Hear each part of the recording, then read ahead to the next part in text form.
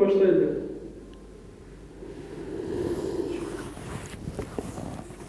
Торазат баштайлы. Баштайлы.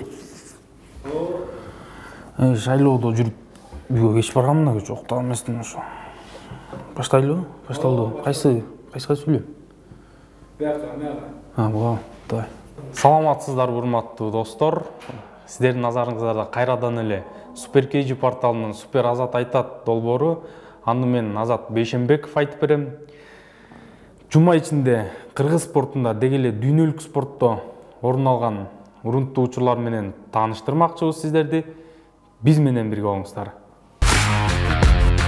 2022 жылы өтө турган футбол боюнча дүйнө чемпиондугуна тандап алуу оюнунун алкагында Мьянма менен Кыргызстан курама командаларынын ортосундагы беттеш 30 мартта Мьянманын Мандалай шаарында өтөт. Маалыматка ылайык, бул беттеш улуттук курама команда үчүн коронавируска байланыштуу тыныгуудан кийинки алгачкы оюн болот. Равшан, Бишкекте жанагы өткөн ушул эки команда ойногон да. Ошондо талаага чуркап чыкканда ушул оюн мен азыр эстеп атпайм. Баякында. Эстедиңби? Бул эми Мьянмада ойношсо бирок аяктан чуркап чыкпайт болуш керек. Билбейм, айта албайм. Айта албайсың. Эми биз бияктан утканбыз да. Алардычы 7-0-гочу. Анан ошого сүйүнүп эле тиги байкебиз сүйүнгөндөн эле чуркап чыкса керек да. Жакшы. Кел анда улам төрөлө. Ак шумкарлар дүйнө чемпиондугуна тандап алуу оюндарынын алкагында Япония, Тажикстан, Мьянма жана Монголия менен бир F тайпасында жайгашкан. 5 турдун жыйынтыгы боюнча Кыргыз курамасы Япониядан кийин 7 упай менен 2-нчи орунда келе жатат. Эми алар Мьянма жана Япония менен конокто ойносо, Монголия менен өз үйүндө оюн өткөрөт. Кыргыз элинин сыймыгы болгон Айсулуу Тыныбекова Камчы Көлбаев ага унаа белек кылганын жарыялады. Бул тууралуу балбан кыз өзүнүн социалдык тармактагы баракчасына жарыялады. Бүгүн мени колдоп келген Камчы Көлбаев агам тууралуу жазгым келди. Мага берген белегин ачыкка чыгарууну туура көрдүм. Чын дилден жардам катары сунушталган белек үчүн ыраазычылык билдирем. 2017 жылы Парижде өткөн дүйнө чемпионатынан ийгиликтүү кайтып келгенде Toyota үлгүсүндөгү жаңы унаа белек кылган. Чынын айтсам, ошол жылдары спорттук травма алып, көңүлүм түшүп, кыйналып жүргөн кез болчу. Бул ийгилигимди жалгыз сиз баалап, кийинки бийиктиктерди багындырууга түрткү боло алдыңыз. Колдоо үчүн дагы бир ирет ыраазычылык айтам, деп жазды Айсулуу Тыныбекова. Азат, бул ким эле? Бул жанакы неме да Равшан. Жана Валентина Шевченко бар го. Ошонун бир тууган эжеси да. Бул деле UFC'де мушташып болот. Сулуу болуп алыптыр го, карасаң. Жагып атат мага. Каттуу болуп атыптыр. Сен баягында Казакстандык спортчу, волейболчу кызды жактырып атпадыңбы? Ал күйөөгө тийип кетиптир да, ошону айтпадым беле. Аны жакшы көрүп алам азыр. Бул Антонина Шевченкону жактырып атам чөтө. Сулуу болуп алыптыр да. Күйөөсү жокпу? Жок, бул күйөөгө тейлик.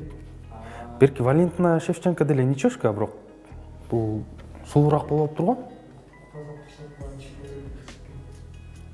Уктасам, турсам да түшүмө кирип атат го чиркин. Давай баштай береличи. Башта. UFC уюмунун чемпиону Валентина Шевченконун бир тууган эжеси, дагы бир UFC мушкери Антонина Шевченко өзүнүн социалдык тармактагы баракчасына көпчүлүктү суктандырган кезектеги сүрөтүн жарыялады. Мушкер айымдын сүрөтүнө көпчүлүктөр суктанып, темир муштумдуу сулуу бийкеч, UFC уюмундагы эң сулуу мушкер айым, сизди мушкер деп ким айтат? Сиз модельдерде эле сулуу экенсиз деген пикирлерин жазышууда. 22 ноябрда АКШнын Лас-Вегас шаарында өткөн UFC 255 турниринде Антонина Шевченко 26 жаштагы бразилиялык мушкер Ариана Липски менен кескелип, техникалык нокаут менен жеңип алган. 9 январда Орусиянын Санкт-Петербург шаарында өткөн Кулак ФС турниринде кыргыз мушкери Дастан Ташполотов атаандашын укмуштуудай нокаутка учуратты.